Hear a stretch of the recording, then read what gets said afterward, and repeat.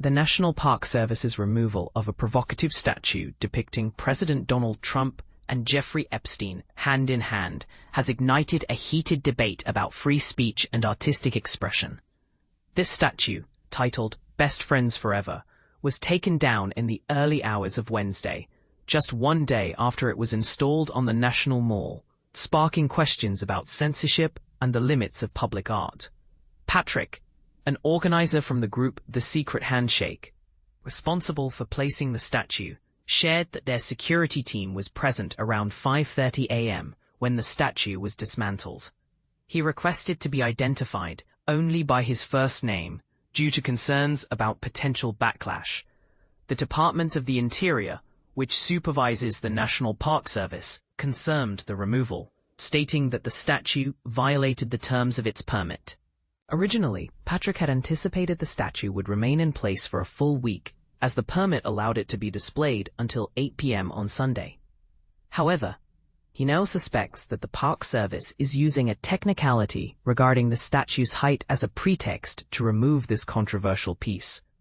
The statue itself isn't the issue, Patrick explained. What truly matters is what it symbolizes and the fact that it was taken down. The statue, which appeared on Tuesday with the U.S. Capitol looming in the background, portrayed Trump and Epstein with one foot kicked back and a hand raised in the air. A plaque between them read, "In honor of Friendship Month," sarcastically celebrating the long-lasting bond between President Donald J. Trump and his closest friend, Jeffrey Epstein. Elizabeth Peace, a spokesperson for the Interior Department, told CNN the statue was removed because it was not compliant with the permit issued. Yet, the specifics of this non-compliance remain unclear. The Secret Handshake is no stranger to the National Mall, having previously installed several other politically charged sculptures. In 2024 alone, their works such as the Resolute Desk and the Donald J. Trump Enduring Flame statues gained viral attention. Earlier in the year, they also unveiled Dictator-approved and a golden television statue, all of which were permitted by the National Park Service without incident, according to Patrick and Carol Fleischer, an independent contractor who handles the group's permits. Patrick expressed surprise at the sudden change in treatment.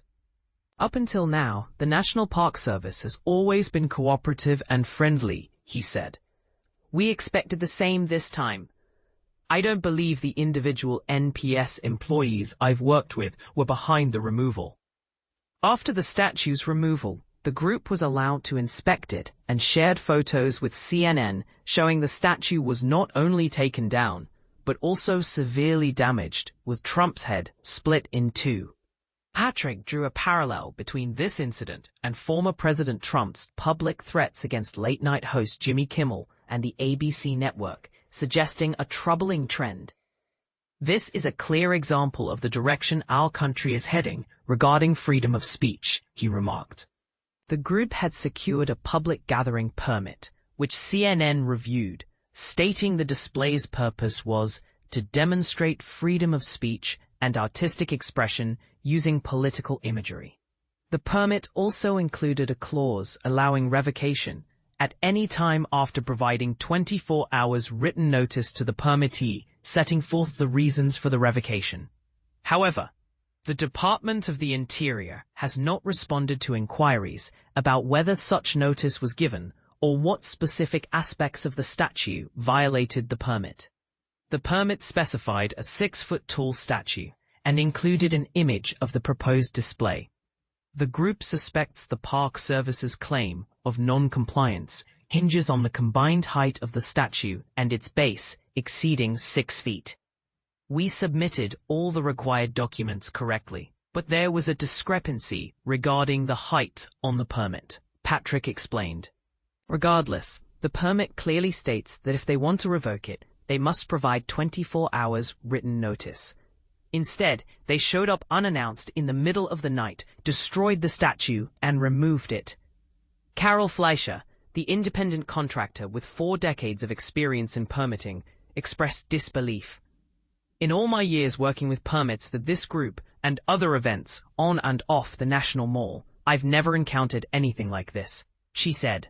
Fleischer called the height issue likely a typo and dismissed the Park Service's reasoning as beyond nonsense.